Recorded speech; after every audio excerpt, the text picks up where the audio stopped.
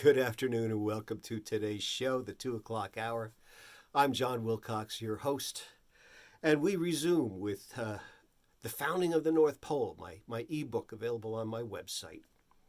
This is about Tialo Tiene Titanius, the littlest cherub in all heaven, who inadvertently backs into and then accidentally invents the Santa Claus story that we cherish today. And here we go. He has been resumed. With the all the big meeting where all this came about, and now he's alone in his chambers that evening. And we pick it up. Tialo Tiene Titanius, the littlest cherub, knew nothing of choice. He was created without that. Although angels have a will, they cannot choose which way to behave like us. Driven entirely by adoration and devotion to the Father of Light, they go about their purposes uncluttered by decisions and have never had any of the troubles that accompany the choices that determine our future. Man is different. That power is ours, whether for good or evil. This special gift is man's purpose, this godlike quality of choosing a future for ourselves and applying all our will and determination to effect its outcome, is man's alone. The angels possess no such gift and look on us with wonder and awe. This was Tialo the littlest cherub's dilemma that evening. This is why he could never fully understand Jesus and why he departed from all that was his in heaven to complete that bargain with each and every one of us. Tialo and his fellow angels never have had, nor ever will have, the need to be rescued, straightened out, and restored to their godlike awesome powers. They simply have no choice. They are servants created to do the will of their Lord and Master, and therefore cannot really love, not like us. We, on the other hand, are different. We get to choose who we will love, what cause we will serve, what we will say or not say, what we will do or not do. Therein lies the heart of the gospel of Jesus. What Tialo, the littlest cherub, could not possibly understand is plain as day to us. That we get to choose good instead of evil, love instead of hate, fruitfulness and productivity instead of lethargy and despair, is the tragedy or triumph of our race.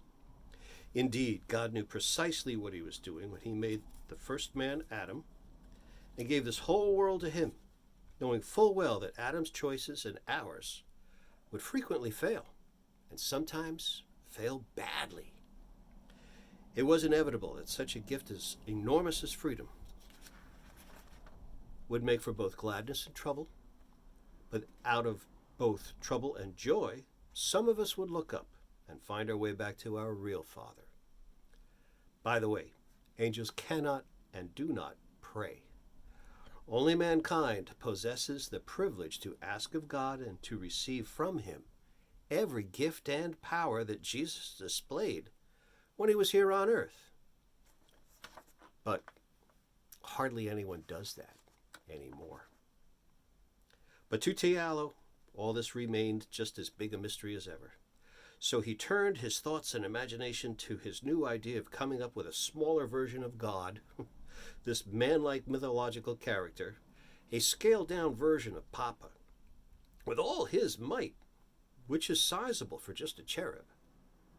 He thought and thought all through the night that night. This man, the myth, he figured, would be 10 feet tall and wear a great big hat like a cowboy hat, and be skinny as a fence post. He would live in the southern part of India, or some other faraway place, speak several languages, and wave a magic wand.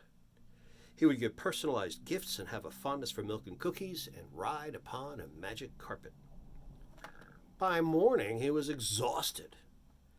By the time dawn broke in heaven's realms, this weary angel had entirely forgotten that God had said, "Give it a rest." Instead, he had poured all his might and heart into this project as if it were an assignment, which it never was. When he looked at everything he had written down, pages and pages and pages, nothing seemed to make any sense.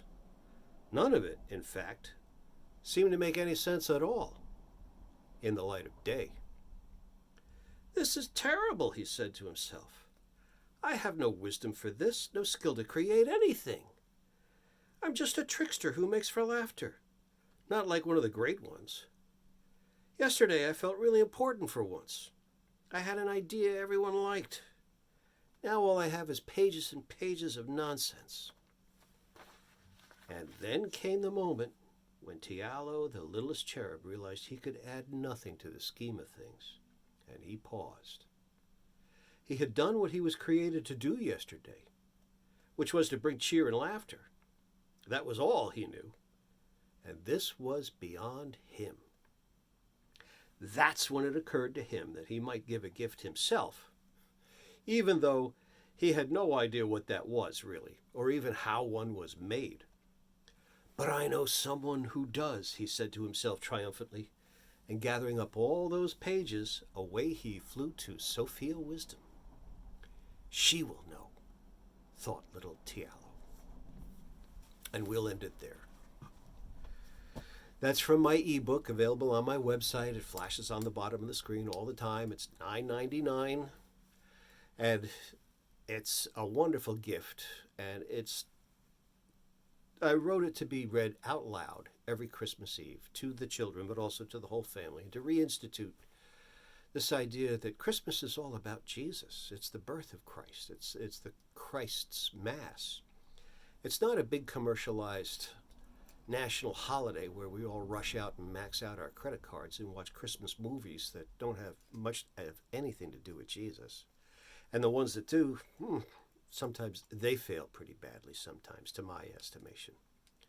So if you feel like it, you can purchase one. They're $9.99, and if you get an ebook, if we have enough popularity, we'll have a hardcover book someday with illustrations to boot. But right now, let's get on to the book of Romans, which is all about, right now we're up to the part where Paul is going to explain how Adam, the first man, brought this horrible dilemma of sin and death into this world by disobedience. Stay tuned.